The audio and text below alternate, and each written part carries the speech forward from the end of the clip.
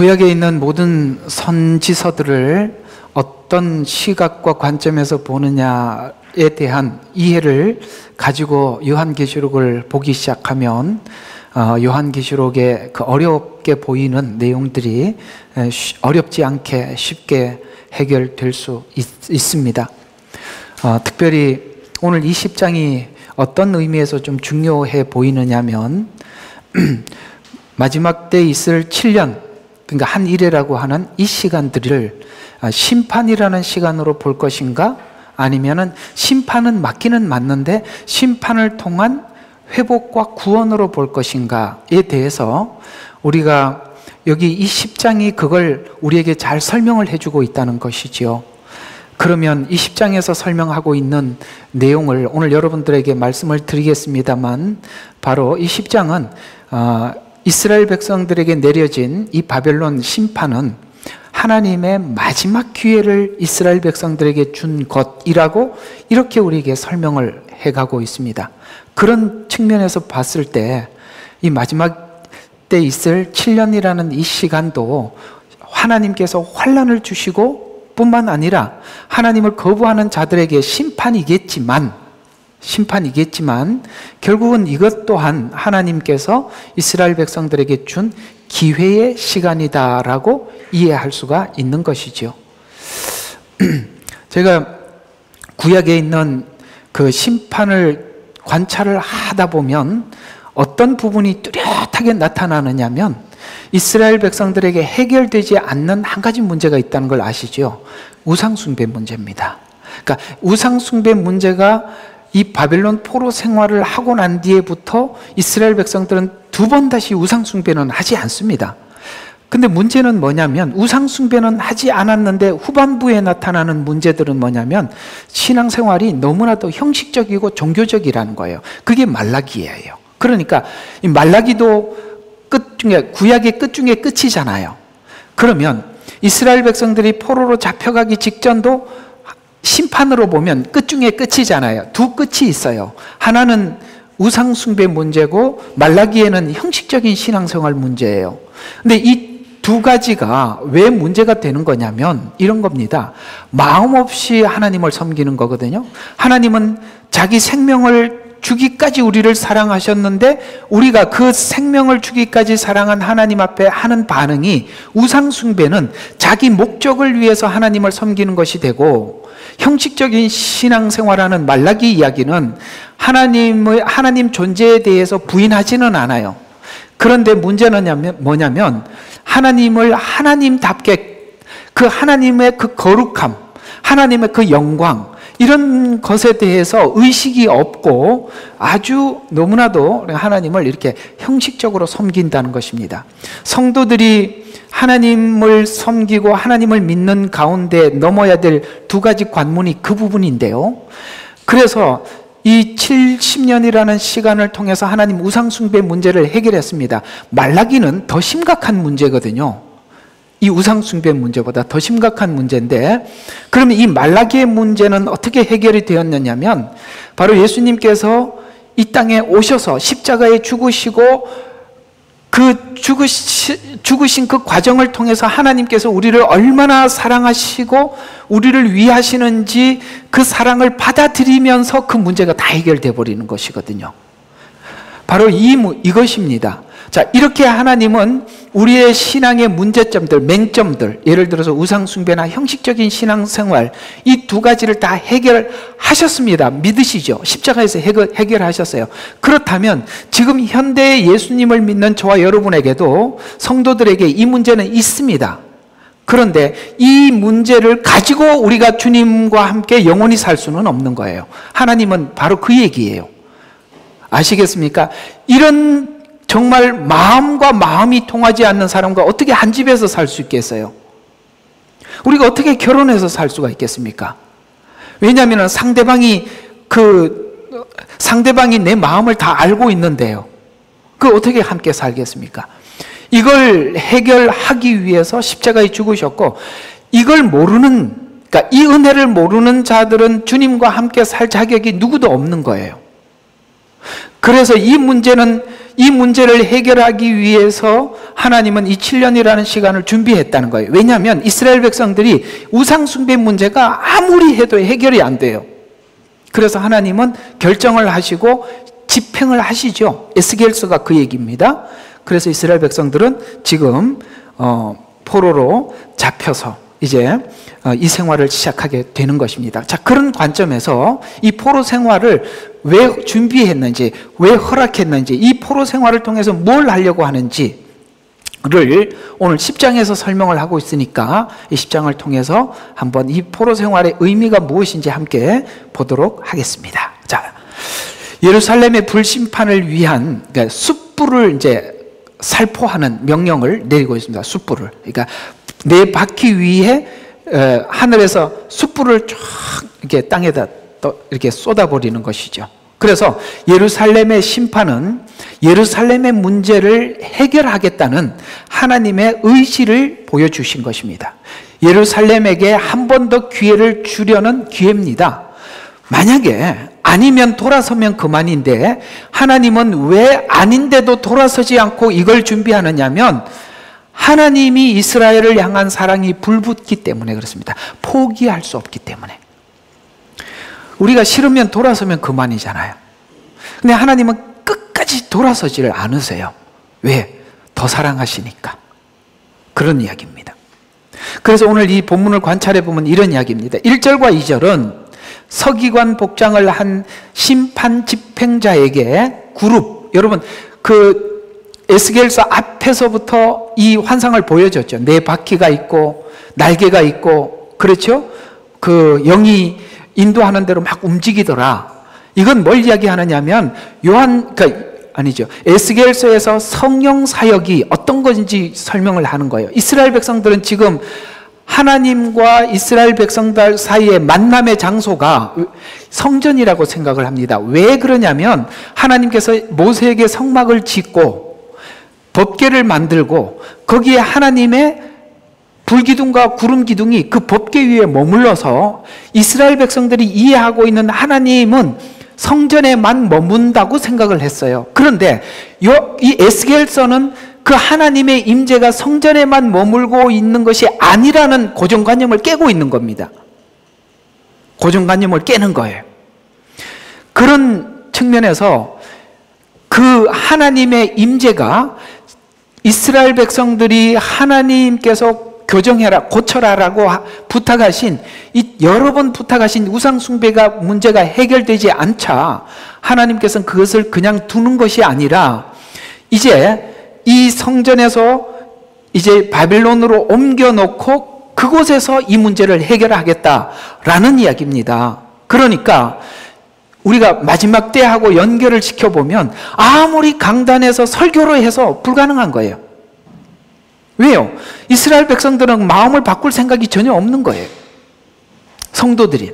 그러니까 하나님은 이스라엘 백성들에게 70년이라는 시간을 준 것처럼 이 마지막 때 7년이라는 이 짧은 기간을 통해서 하나님이 굉장한 심판을 통해서 여호와인 줄 알게 만들어주는 것이 바로 이 70년과 7년이라는 시간 의미는 같은 의미를 가지고 있다는 것이죠. 그래서 숯불 사이에 예루살렘의 살포를 명령합니다. 그게 심판이죠. 그리고 3절과 5절에 보면 성전 문지방으로부터 하나님의 영광이 이동하는 장면.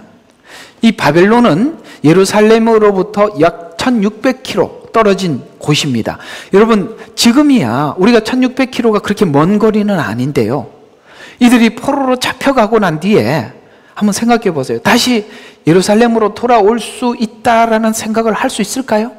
거의 불가능하죠. 그 당시에는 굉장히 먼 거리일 뿐만 아니라 도로도 그렇게 좋지를 않아요. 그러면 이들이 한번 잡혀가면 끝났다라는 생각을 하겠지만 하나님 결국은 다시 되돌려 놓으시는 거 아시죠? 후반부에. 그런 것처럼 그 먼 거리까지 이스라엘 백성들이 잡혀가는 그곳에 주님도 따라가고 계시는 것입니다. 따라가고 있는 거예요. 여기 지금 에스겔서에서는 그 이야기 후반부에 나오지만 하나님도 어떤 작정을 하느냐면 바벨론은 바벨론이 섬기는 신이 있어요. 이스라엘은 이스라엘이 섬기는 분이 하나님이세요. 그러면 바벨론이 이스라엘을 포로로 잡아가면서 그 당시의 전쟁은 신들의 전쟁이라고 생각을 합니다. 그래서 만약에 저쪽하고 A라는 지역하고 B라는 지역이 싸워서 B라는 지역이 지면 그들의 신이 진 거예요. 그러면 이스라엘 백성들이 바로 바벨론의 포로로 잡혀왔을 때 하나님도 모욕을 당하는 거죠. 그를 각오를 하고 주님은 그 일을 시작하시는 것입니다. 야, 너희 신이 힘이 없어서 네가 그토록 섬기던 하나님은 전능하다며. 그런데 너희들 하나 이거 보호 못하냐? 이런 비아냥을 하나님도 듣기로 결정하고 마음을 먹고 그 일을 시작하신 것입니다. 동일하게 이런 사건들은 우리가 십자가를 생각해 보면 예수님에게 뭐라고 외쳤죠? 네가 하나님의 아들이면 내려와 봐라. 너는 너 자신도 구원하지 못하면서. 이런 비아냥을 예수님은 들으셨죠. 그걸 들으셔서 견디시는 이유는 뭐냐면 우리에게 무언가를 메시지를 전하고 있는 것이죠. 어떤 메시지를 전하고 있는 것이죠?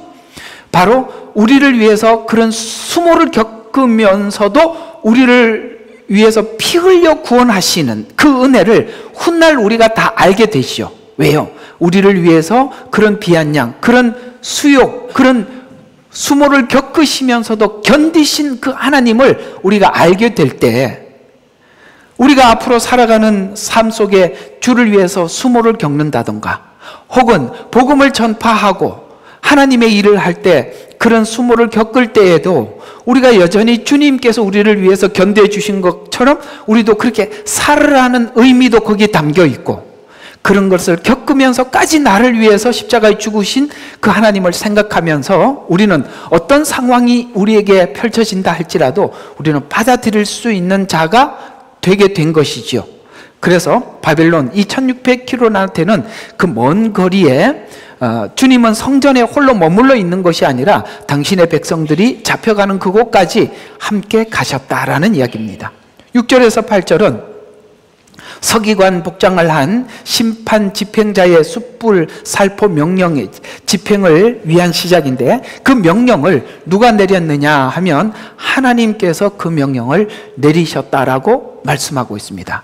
그러면 이 일을 누가 계획한 거예요? 바벨론이 전쟁을 갑자기 한 겁니까? 아니요. 하나님 허락하에서 이 일이 시작되었다라고 하나님의 그 명령을 집행하라고 하신 분이 하나님이다라고 오늘 6절에서 8절에서 우리에게 말씀하고 있는 것입니다. 그래서 오늘 그 8장부터 11장에 예루살렘의 가증스러운 그 우상의 모습을 이 에스겔에게 하나님 다 보여주셨었어요. 그리고 우상 숭배 죄로 인해서 고통스러워하는 자들을 향해서 저번에 말씀드린 표를 하라라고 말씀하시고 난 후에 하나님 보좌 천사들에게 예루살렘을 불로 심판하듯이 심판하여 파괴시키라라고 명령을 하시고 계십니다. 심판을 집행하면서 하나님의 영이 예루살렘에서 바벨론으로 이동하는 환상을 보여주면서 에스겔서 1장의 그발 강가의 환상이 10장의 예루살렘 환상과 동시에, 그러니까 지금 에스겔은 이 성경을 기록할 때 바벨론 그발 강가에서 환상을 보고 기록을 하잖아요. 그런데 예루살렘의 환상과 그발 강가의 환상을 동시에 보여줌으로 인해서 이스라엘을 향한 하나님의 영광이 거두어지지 않았음을 말씀해 주고 있는 거예요. 이해가 가십니까? 우리가 가끔씩 의심하는 게 뭐냐면 내가 이렇게 하나님 안에서 멀리 떠나왔고 하나님께서는 이 멀리 떠난 나에 대해서 관심이 없겠지 라고 생각을 하겠지만 하나님은 그런 가운데서도 여전히 우리와 함께 하시고 예루살렘에 있었던 그 영광과 같이 함께 하고 있더라는 것이죠. 그러면 이런 이야기들은 성경에 참 많이 나오는 부분들에 짤막하게 이렇게 그렇습니다라고 제가 좀 이해를 시켜 드린다면 바로 야곱 이야기 속에서 그런 이야기들이 많이 등장하고 있습니다. 야곱은 아버지인데 축복을 받고 삼촌 집으로 가고, 그렇죠? 그 다음에 모든 것을 다 거의 실패자처럼 다시 돌아와서 야복강 나루터에서 하나님을 만나게 되는데, 그러면 지난 과거들을, 그러니까 야곱이 삥 돌아서 삼촌 집에서 살았던 일들이나 그 다음에 아버지를 속여서 축복을 받았던 일들이나 이런 걸 보면 사실 굉장히 야비한 인간의 모습이 그대로 성경은 다 기록되고 있고, 그의 삶이 우리가 볼 땐 그리스도인 같지 않는 삶을 살았음에도 불구하고 하나님은 야복강 나루터에서 만나주셔서 씨름을 시작하고 씨름하시고 만나고 돌이키죠. 이런 것처럼 우리가 일생을 살아가면서 오늘 이스라엘 백성들이 이토록 우상 숭배를 하고 타락하고 넘어졌어요. 그러면 하나님께서 더 이상 내 인생과 함께하지 않을 것이라고 생각하겠지만, 하나님은 오늘 여기에 뭐라고 이야기하느냐면, 이스라엘 백성들이 지금 바벨론 포로로 잡혀감에도 불구하고 그곳에서도 하나님의 영광을 드러내 보임으로 인해서 하나님의 영광이 예루살렘과 동일한 영광 가운데 그들과 함께하고 있음을 우리에게 말씀하고 있다는 것이죠. 여러분과 제가 절망하지 않아야 할 이유는 바로 하나님의 영광은 여전히 우리와 함께하고 있다는 것입니다. 그건 오늘 신약 시대를 살아가고 있는 우리들에게 어떤 식으로 말씀하고 계시냐면, 우리가 죄 가운데 살아갈 때 성령님이 떠나가는 것이 아니라 심히 근심하고 탄식하고 계시는 거예요. 가시는 게 아니에요. 탄식하면서 계실 뿐이에요. 바로 그런 이야기들을 오늘 이들이 바벨론의 포로로 잡혀가서 하나님의 영광은 떠났겠지라고 생각하겠지만, 오늘 에스겔을 통해서 하시는 말씀은 여전히 하나님의 영광은 거두어지지 않았다라고 우리에게 이렇게 말씀하고 있는 것입니다. 환상이 예루살렘과 그발강가에서 동시에 임한 이유는 9장에서 먹그릇을 찬 서기관이 죄로 인해서 탄식하는 사람들에게 뭐예요? 표를 하라고 말씀하셔서 그들은 그들은 하나님 앞에 구별된 자들이지만, 그러나 그 사람들은 사실 극소수였지 않습니까? 그렇죠? 그 인을 서기관에게 이렇게 표를 하라고 한 사람들은 이스라엘 전체에서 아주 극소수였어요. 그러면 나머지는 하나님이 버리셨나라는 우리 생각을 하게 되잖아요. 그죠? 나머지는 버리셨나? 그렇지 않다라고 대답하는 게 오늘 본문의 이야기라 이 말이에요. 그렇다 할지라도 그들을 그렇게 버리지 않았다라는 이야기입니다. 그래서 그들은 구별되지 못한 자들은 심판을 통해서 그렇게 표를 하지 못한, 구별되지 못한 사람들에게 다시 한번 기회를 주시는 하나님이시다 라는 것을 우리에게 알리기 위해서 10장은 기록되어 있는데요. 그래서 하나님의 이스라엘 백성들뿐만 아니라 하나님의 보좌도 바벨론에 와 있음을 환상으로 말씀해 주셔서 이들에게도 하나님은 또다시 기회를 주고 있다라고 우리에게 이렇게 설명해 가고 있는 것입니다.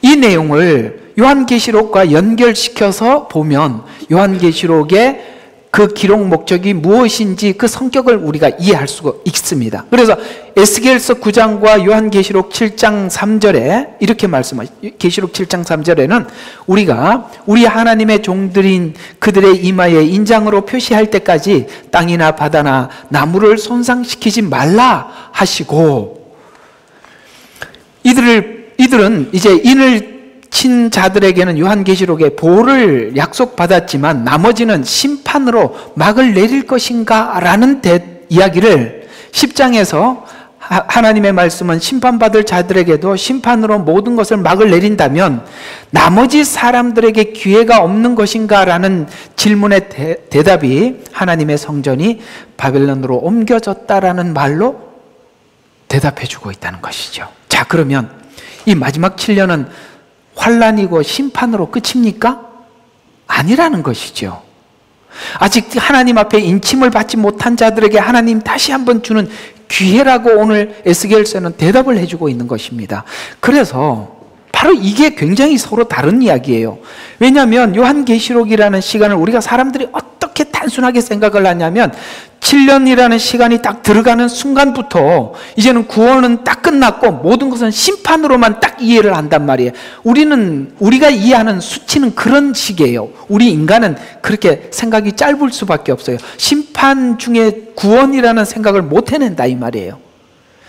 그러나 성경은 그렇게 대답하지 않고 있더라라는 것을 그러니까 에스겔서 9장과 10장을 통해서 여러분들이 인식하면 되겠습니다. 자, 그러면 정말 그런가? 그걸 좀 더 설명해 줄 수는 없을까? 있습니다. 자, 바로 오늘 등장하고 있는 이 원어 한마디 때문에 그렇습니다. 자, 성전이 바벨론으로 옮겨진 환상을 보여진 이유는 여기 보면은 이스라엘 백성들을 하나님께서 흐트라라고 말씀하고 있는 이 흐트라는 이 단어가 원어로는 자다크라는 단어인데요. 이 단어에 답이 있어요. 오늘 여기 2절에 보면 이렇게 말씀하고 있어요. 그가 가는 베옷을 입은 사람들에게 일러 말씀하시기를 너는 그룹 아래 바퀴 사이로 들어가서 그룹들 사이에서 내 손에 숯불을 채우다가 성전에서 흩으라라고 말씀하고 있습니다. 숯불을 채우다가 흩으라. 여기서 말하는 숯불을 채우다 흩으라라는 이 말은 마지막 때 하나님께서 나팔 재앙과 대접 재앙이 있는데 요한계시록에 이런 것처럼 하나님의 심판을 이야기하는 것입니다. 그걸 오늘 이 본문은 짧은 단어 하나로 설명을 하는데 흐트라라는 이 자다크라는 말로 대답을 하고 있다는 것입니다. 그러면 이 흐트라는 원어는 자다크는 물을 뿌려서 죄인들을 정결케 한다는 뜻이에요. 그러면 이 환란이라는 바벨론의 이 환란이라는 이 시간을 통해서 그들을 뭐 하겠다는 겁니까? 죄인들을 정결케 하겠다는 뜻이 되는 것이죠.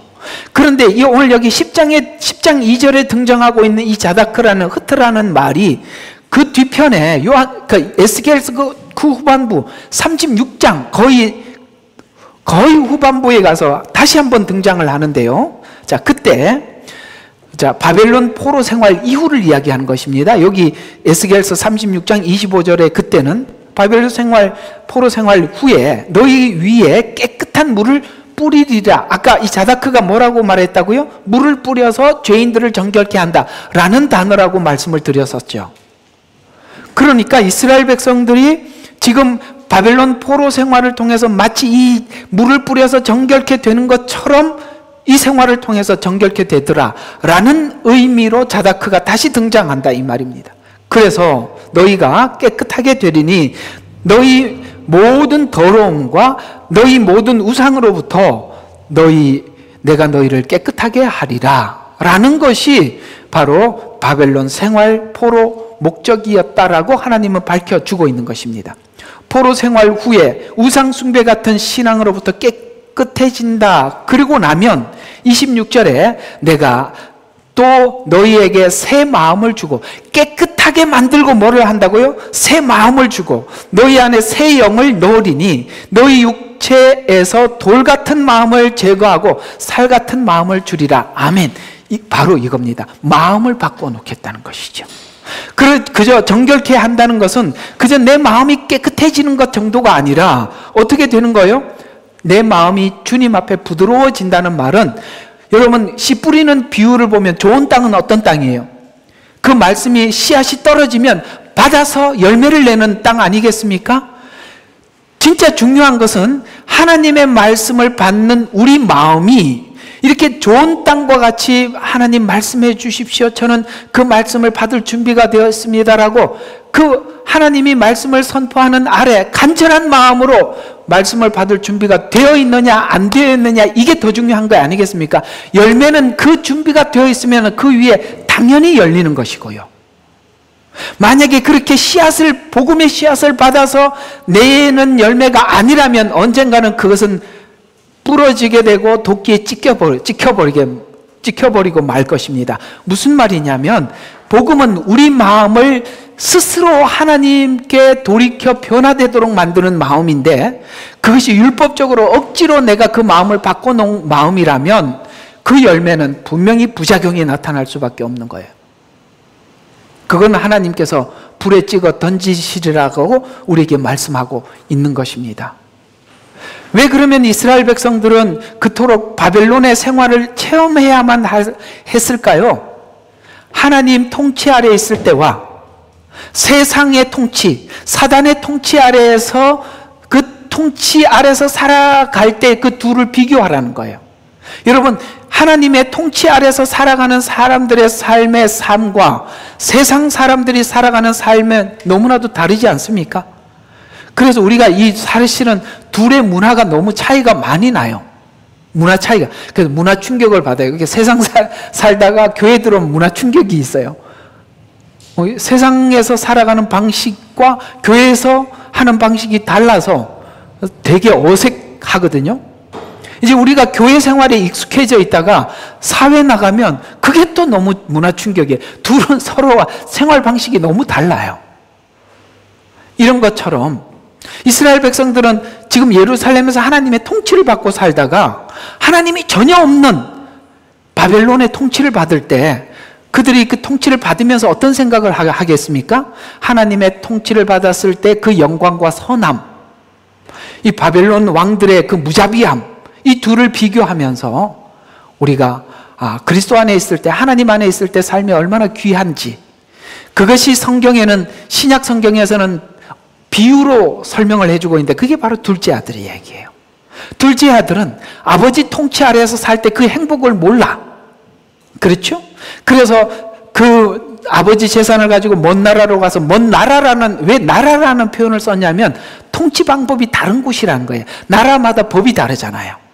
그래서 먼 나라에 가서 자기 모든 가진 것을 다 허비하고 거지가 되었을 때 아무도 자기를 도와주는 사람이 없음을 느끼고, 뭘 느끼냐면 아버지 집의 그 넉넉함, 종들조차도 넉넉한데 나는 아버지의 아들임에도 불구하고 이렇게 살아가고 있구나 라고 생각을 하고 스스로 그 둘을 비교해서 아버지 집으로 들어가면서 아버지한테 뭐라고 이야기합니까?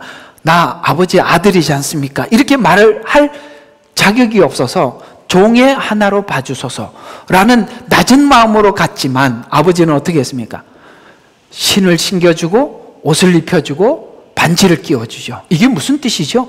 아들 신분으로 회복시켜 주었을 뿐만 아니라 반지를 끼워줬다는 것은 아버지의 권한을 위임해 줄 뿐만 아니라 아버지 재산을 주겠다라는 뜻이 되는 것입니다. 아버지 재산을 위임받을 수 있는 자격을 부여해 줬다 이 얘기예요. 그러면 완벽한 아버지 자식이죠. 바벨론 포로 생활과 그 둘째 아들의 이야기가 무슨 뜻인지 아시겠죠? 그러면 마지막 때에 있을 이 시간도 어떤 의미 가운데 우리에게 주어진지도 이해가 가시죠? 바로 그래야만이 이 시간을 통해서 새 마음을 주고 새 영을 넣어줘서 그 다음에 육체에서 돌 같은, 이 하나님 말씀하면은 돌짝밭 같아요. 딱 말씀하면은 그냥 돌 위에다가 올려놨다가 마음에 들면, 아니면 마음에 안 들면 버리고, 이렇게 선택하는 게 아니라 하나님 말씀을 무슨 말씀이든지 책망이든지 교훈이든지 아멘 하고 받아들일 수 있는 이런 부드러운 마음을 주기 위해서 하나님은 바벨론 포로 생활을 준비했단다 라고 우리에게 말씀하고 있는 것이죠. 포로 생활을 통해 목적하는 것은 환난을 통해 하나님이 누구인지 알게 되고, 하나님이 누구인지 알게 된다면 내가 거룩하니 너희도 거룩해라. 신자들에게, 성도들에게 하나님께서 강하게 요구하는 것이 뭐냐면 하나님이 거룩하다는 거예요. 그렇기 때문에 너도 거룩하라는 거예요. 이런 의식이 너무나도 빈약해. 그걸 하나님께서 분명하게 심어주겠다라는 말입니다. 그래서 하나님이 누구인지 알게 하고, 알게 하기 위해서는 굳은 마음을 제거해서 새 마음, 새 영을 받아서 거룩해지기를 원한다는 것이 바로 하나님이 이스라엘 백성들에게 목적하는 목적입니다. 이 대목이 마지막 7년 환난이 목적이 무엇인지 잘 말해주는 대목인데요, 마지막 환난은 불같은 환난을 통해서 물같이 죄를 씻어 결국 거룩해지는 것은 오직 우리가 거룩해지려면 예수님의 피로만이 우리가 거룩해진다는 것을 우리에게 알려주어서, 이 말을, 자다크라는 이 단어를 쓸 때 이 말을 동원하고 있어요. 어떤 말을 동원하는지 한번 봐요. 에스겔서 43장 19절과 27절 줄여서 보면 이런 이야기입니다. 놀랍게도 이스라엘 백성들이 그 마음이 부드러지고 새롭게 되기 위해서는 예수 그리스도의 십자가의 피에 동참하고 그 은혜를 알아야 바뀌어진대요. 그래서 이 레위기 제사를 설명하면서 너희의 거룩함이 오직 십자가의 피가 너희 마음에 뿌려질 때, 아멘. 십자가의 피가 너희 마음에 뿌려질 때만이 마음이 정결해진다는 것이 바로 이 복음이 우리에게 알리고 싶어하는 목적이라는 것입니다. 공감하면 아멘. 그렇습니다. 우리 마음이 변화되는 그 변화의 자리, 그 변화의 순간이 언제입니까? 주님께서 흘리신 그 보혈이 내 마음에 와 닿을 때부터 우리 마음은 부드러워지게, 그 다음에 새 영을 받게 되고 새 마음으로 하나님을 섬기게 되더라라는 것이죠. 그래서 오늘 2절에 흩어서 곧 자다크라는 이 단어, 환난을 통해서 물로 거룩하게 하며 거룩이 오직 피로 거룩해짐을 알게 할 것이다 라고 말씀하셔서 에스겔서가 말하는 환난의 목적이 마지막 때 환난도 동일한 목적을 갖는다라고 우리에게 요한계시록의 환난의 성격을 전달해 주고 있는 것입니다. 거룩함이 구석구석까지 미쳐야 하는데 우리가 이 마음이 부드럽지 않으면 그 구석구석까지 들어갈 수가 없죠. 돌 같은 마음이라면 그 항상 하나님의 말씀은 표면 위에다 두는 것이지 그 속에 집어넣지는 못하잖아요. 그러니까 마음이 부드러워져야만이 그 씨앗이 우리 속에 들어갈 수가 있는 것처럼, 그래서 그 구석구석에까지 하나님의 말씀이 영향을 끼치기 위해서는 앞에서 우리가 봤던 것처럼 그들이 하나님을 섬기면서도 구석에는 우상을 감춰놓고 우상 숭배했던 거기까지 하나님께서 근본적으로 해결하기 위해 정성을 다하고 마음을 다해 하나님을 섬기되, 마치 우리가 하나님의 그 십자가의 피가 우리 가슴 속에 흘러 들어와 있지 않으면 외형적으로 볼 때는 마치 저번에 말씀드린 것처럼 담무스에게 제사를 지낼 때는 아들을 바쳤잖아요. 그래서 하나님께도 아들을 바치는 것 같이 정성을 다하고 마음을 다하고 있지만, 그러나 거기에는 탐심을 위한 것이, 탐심을 위해서 네가 이토록 나를 위해서 정성을 다한다는 것을 안다라고 저번에 말씀을 드렸지 않습니까? 이 문제를 주님은 해결하기 위해서 작정한 일이에요. 우리가 교회 안에 있는, 지금 현대 교회 안에 있는 정말 쓴뿌리 중에 쓴뿌리가 무엇이냐면, 놀랍게도 하나님 앞에 열심을 다하고 정성을 다하는 사람들 마음속에도 여전히 탐심을, 자기 목적을 위해서 그렇게 하는 사람들이 많습니다. 그러니 그게 얼마나 안타까운 일이냐 이 말이에요. 자기를 위해서 열심을 다하고 있어요. 그래서 어떤 사람이 정말 열심을 다하고 하나님을 정성을 다해서 섬겨서 믿음이 좋은 줄 알고 가봤더니 욕심만 가득한 걸 보고 우리가 모든 사람들이 얼마나 충격을 받겠어요. 그렇죠? 사실 우리가 그런 걸 볼 때 굉장히 사실 충격적이지 않습니까? 외형적으로는 누구보다 거룩하고 누구보다 열심이고 하나님 그러면은 정말 어떻게 할 줄 모르는 것 같은데도 실제적으로 보면 그래서 그 어떤 선교사님이 그런 이야기를 합니다. 한국 교회가 세계적으로 소문난 게 뭐냐, 기도 잘하는. 그래서 주여 주여 삼창하는 거는 한국 특허품이랍니다. 근데 가슴을 쓸어내는 게 뭐냐면 그 기도 내용을 알까봐 무섭대요. 무슨 이야기인지 이해가 가시죠? 그 기도 내용이 전부 다 자기를 위한 기도. 뭐 권사님들 뭐 그저 그냥 이제 우리 어머님도 늘 저보고 나는 너를 위해서만 기도한다 그래서 참 고맙긴 한데 저를 위해서만 기도하지 말고 좀 너를 위해서 기도하라고. 이해가 가세요? 오늘 이 아들을 바치는 이 정성을 왜 하느냐 이거죠. 왜? 이게 하나님이 우리에게 묻는 거예요. 너 왜 그러니? 이게 바뀌어지지 않으면 한번 여러 가지로 이렇게 접목을 시켜서 상상을 해보세요. 왜 하나님을 믿는지. 참 심각한 문제 아니겠습니까? 그래서 또 너희가 담무스에게 아들을 바칠 만한 정성을 기울인 이유도 너희 마음의 질투 때문에, 탐심 때문에. 질투는 뭐죠? 다른 사람들과 비교해서 나는 이 모양 이 꼴이니까 자기를 업그레이드 시키기 위해서 그 질투 때문에, 탐심 때문에 그런 것 내가 안다. 너희가 나를 섬기는 이유는 너는 너 자신의 자기 인정에 목마를 뿐이다 라는 것. 여러분, 이건 정말 하나님만이 해결할 수 있는 문제 아니겠습니까? 누가 간증을 하면 질투가 나고, 너도 간증한 자의 자랑과 같이 자랑하고 싶어하는 그 질투가 믿음 생활의 원인일 뿐임을 내가 안다. 이 문제를 해결하기 위해서는 하나님이 없는 족속, 바벨론 포로 생활을 하면서 하나님 없는 우상을 섬기는 나라의 분위기를 보고 돌아오면 알 것이다. 그리고 달라질 것이다. 여러분, 하나님 없는 바벨론은 자기를 위한 것이 모든 것이 목적일 겁니다. 그리고 많은 사람들을 밟고 올라가서라도 자기 나라가 모든 나라를 지배하는 나라가 되기를 원하고, 우리가 세상에 가보면 사람들이 돈이 목적이고 진급이 목적이고 잘 사는 게 목적 아니겠습니까? 그걸 위해서는 모든 수단을 동원하고 있는 그런 모습들을 볼 때, 야, 정말 인간의 탐욕이 어디까지인가 이런 생각을 하게 해서 그 모습을 보고 돌아와서 너도 그들과 뭐가 다르냐라고 비교해 보라는 거예요. 그래서 하나님이 없는 바벨론에 가서 포로 생활을 하면서 우상을 섬기는 나라의 분위기를 봐라. 이 문제는 반드시 해결해야 내 백성이 된다라고 하나님은 선언하고 있는 중이죠. 바벨론 포로 생활을 지나면서 결국 회개하고 돌아오지 못하는 자들에게는 심판이 심판으로 끝날 것입니다.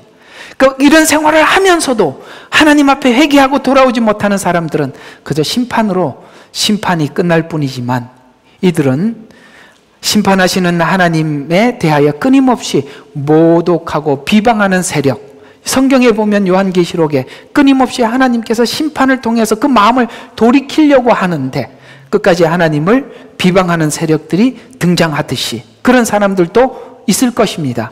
그러나 누구에게는 이 바벨론 포로 생활 같이 하나님께서 주시는 이 환난의 시간이 심판이 축복된 것으로 끝나게 되는데, 그들은 바벨론 생활을 통해서 연단되어지고 거룩해지는 것입니다. 여러분에게 찾아오는, 여러분 개개인 삶 속에 찾아오는 이런 수많은 연단들을 어떤 시각에서 받아들이느냐에 따라서 우리는 그 시간이 우리에게는 값진 거룩함을 소유하는 시간이 될 수도 있고, 누구에게는 심판이라는 것으로 그냥 끝나버려서 하나님 왜 그래? 하나님이 도대체 사랑의 하나님 맞아? 라고 하나님께서 주신 이 기회를 그저 하나님을 비방하고 모독하는 거로 끝날 수 있고, 누구는 거룩해진다는 것이죠. 만약에 여러분이 이 시간을 하나님이 어떤 목적에 의해서 주신 것을 오늘 이 본문을 통해서 이해했다면, 여러분에게 찾아오는 수많은 환난들을 오늘 하나님께서 보시는 이 거룩을 위한, 정결케 하기 위한 이 시간으로 여러분들을 맞이하게 될 때 여러분에게 주시는 모든 시간은 하나님 안에서 유익할 것입니다. 7년이라는 시간조차도요. 마지막 때는 심판을 통해서 타작마당을 정하게 하시고 내 안에 있는 것이 무엇인지 정확하게 보게 하고 하나님 앞에 나와 구원받고 회복하는 회복의 시간의 기회가 될 것입니다. 이스라엘은 AD 70년에 지금 바벨론이 흩으신 것 같이 각 세계로 흩어졌어요. 그리고 주님께서 예언하고 말씀하시기를 마지막 때 하나님을 찾게 하여 예루살렘으로 돌아올 것이다라고 스가랴서나 구약 성경에는 수도 없이 말씀하고 있습니다. 그래서 이 예언을 가장 오래전에 했던 것이 룻기예요. 그래서 룻기가 중요한 것입니다.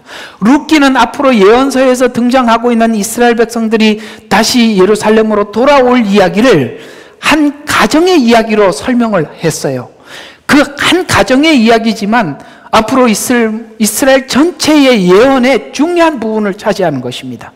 그래서 각지로 흩으셨지만 마지막 때 예루살렘으로 돌아오게 될 것입니다. 예루살렘으로 돌아온 그들을 마지막에 하나님은 구원하실 계획을 가지고 계시고, 그리고 이스라엘 백성들이 살아가고 있는 예루살렘을 향해서 여러 나라들이 핍박하고 전쟁을 일으키고 그리고 하나님의 구원을 보게 되고 그 민족들은 하나님 앞에 구원을 얻게 될 것입니다. 이런 시각에서 바로 이 7년이라는 시간을 우리가 보는 것입니다. 선지서마다 증거했고 에스겔서는 이 예언에 대해서 다른 선지서보다 후반부로 가면 예루살렘으로 돌아올 것과 그 예루살렘에서 있을 이스라엘 구원을 위해서 하실 일들에 대해서 이 에스겔서는 자세히 설명을 하고 있는 이유가 무엇이었냐면, 왜 에스겔이 이 이야기를 그러니까 7년, 마지막 7년이라는 시간 안에 있는 이야기들을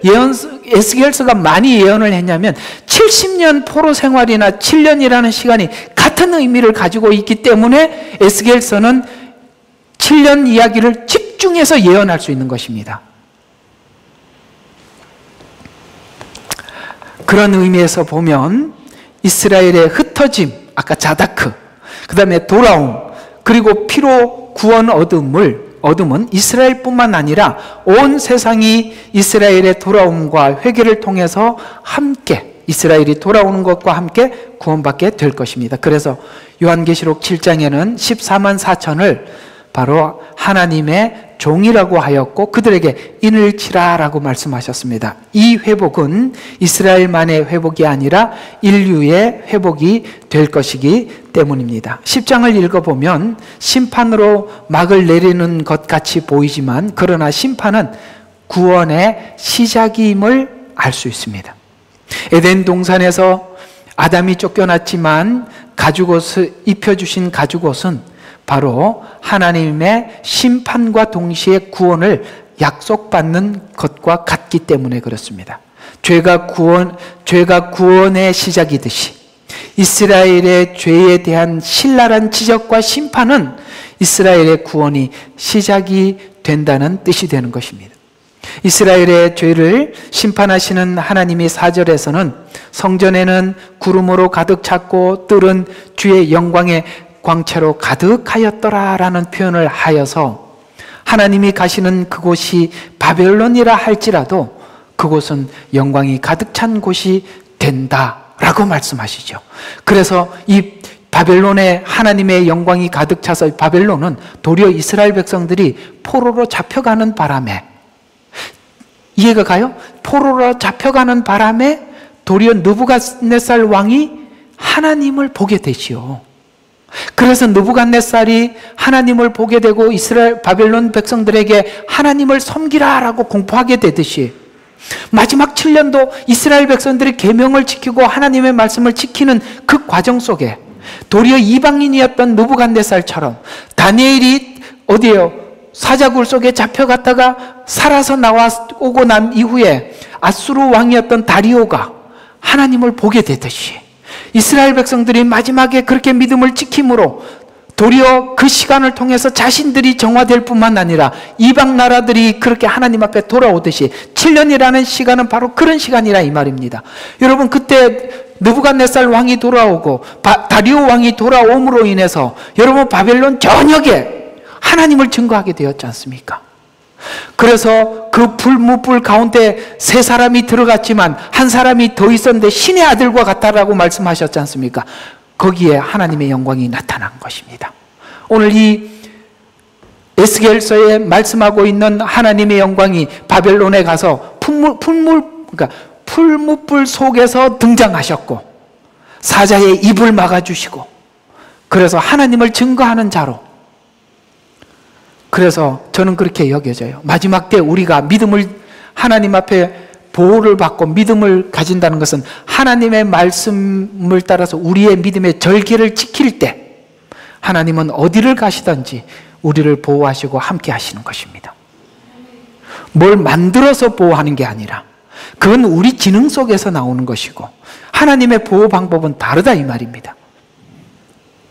그래서 하나님이 가시는 곳은 바벨론이라 할지라도 영광이 가득한 곳인데, 마치 예수님께서 성육신하셔서 이 땅에 오셨을 때 성경은 요한복음에서 이렇게 주님이 오셨을 때를 설명하고 있는데, 영광으로 가득 차서 하나님의 영광이 임하는 곳에 은혜가 충만하고 진리가 충만하였더라라고 우리에게 선언하고 있는 것입니다. 주님이 계신 그곳은 성전 예루살렘이든 바벨론이든 어디든지 그곳은 은혜가 충만하고 진리가 충만한 것입니다. 그래서 요한복음 1장 14절에 보니까 말씀이 육신이 되어 우리 가운데 거하심으로 우리가 그의 영광을 보니 하나님 아버지 독생자의 영광으로 은혜와 진리가 충만하더라. 이렇게 말씀하고 있습니다. 하나님의 영광이 예루살렘에서 바벨론으로, 바벨론에서 세상 가운데 주님이 이 땅에 성육신하셨고 초림 때 성령을 마지막 때 강력한 성령의 역사로 이 땅을 거룩하게 하시고 거룩하고자 하시는 하나님은 어디든지 오셔서 우리의 죄를 씻고 거룩하게 할 것입니다. 그곳이 어디다 할지라도. 이 일을 위해서 하나님은 분주하게 준비하고 계시는데 오늘 5절에 보니까 그룹들의 날개 소리가 바깥들까지 들린대요. 분주하게 지금 막 준비하고 계시는 소리가 들린다는 것입니다. 전능하신 하나님께서 말씀하실 때의 음성과 같더라. 전능이라는 단어가 등장하고 있습니다. 그러면서 이 음성이 성전들까지 들린 것은 세상 사람 모두 다 들을 만큼 큰 소리로 하나님은 준비하고 있더라는 것이죠. 바로 인재앙이 그거예요. 인재앙은 마지막 7년이 다가옴을 온 세상에 알리고 있는 것이거든요.